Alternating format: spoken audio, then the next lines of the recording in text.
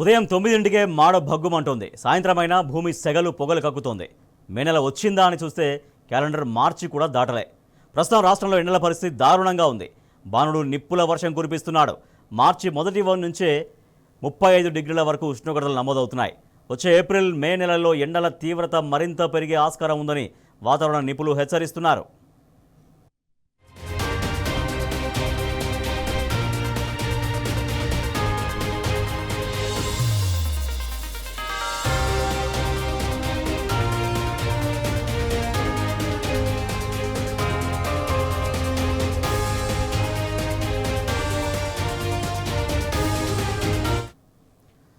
ప్రస్తుతం లానినా పరిస్థితులు కొనసాగుతున్నప్పటికీ ఉష్ణోగ్రతలు అంతకంతకు పెరిగిపోతుండడంపై నిపుణులు కూడా విస్మయం వ్యక్తం చేస్తున్నారు.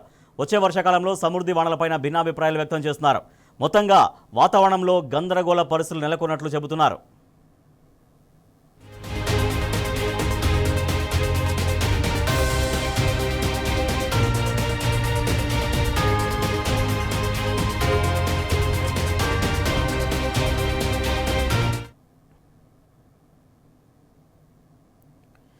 వాతావరణంలో సంభవించే పరస్పర విరుద్ధ పరిణామాలనే ఎల్ నినో లా నినోగా చెప్తారు.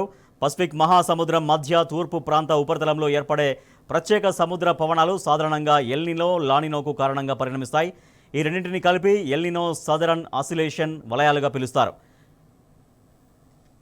ఈఎన్ఎస్ఓలో ఉష్ణ దశను ఎల్ నినో అని, చలి దశను లానినాగా పిలుస్తారు. మన దేశంలో 70% వానలకు కారణమయ్యే నైరుతి ఋతుపవనాలని కూడా ఈ ఎల్ నినో లానినాలే ప్రభావితం చేస్తాయి.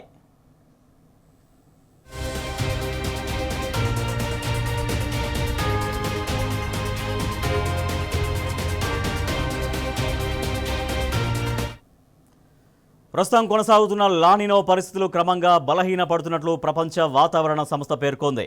మార్చి నుంచి మే నెల నాటికి లానినా ప్రభావం తగ్గి తటస్థ పరిస్థితులు ఏర్పడే అవకాశం 60% మేర ఉండనున్నట్లు అంచనా వేసింది. ఏప్రిల్ జూన్ నాటికి ఇది 70% పెరగనున్నట్లు తెలిపింది.